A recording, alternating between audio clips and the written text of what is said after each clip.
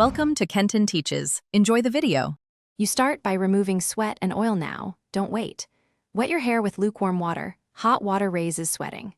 Apply a gentle, sulfate-free shampoo and focus on the scalp. Massage for 60 to 90 seconds to break up oil and bacteria. Once done, rinse completely to remove residue because buildup traps heat and promotes sweating. Pat dry with a microfiber towel to reduce friction and heat. Make sure to move to step 2 while your scalp is clean and slightly damp. Once your scalp is clean and damp, apply a lightweight water-based scalp tonic or 2% witch hazel to reduce oil and cool the skin. The astringent action helps temporarily shrink pores. Next, if you need extra control, use a light spray dry shampoo or talc-free powder at the roots. Apply sparingly and brush through to avoid clumping.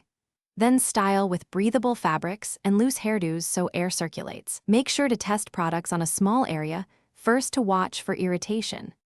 Finish by setting a maintenance plan.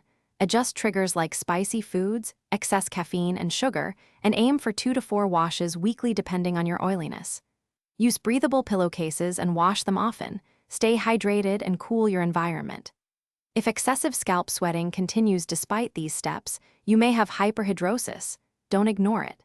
In that case, consult a dermatologist for prescription topical treatments or procedural options. If irritation occurs at any point, stop the product and seek advice. Thanks for watching. Please subscribe if this video was helpful.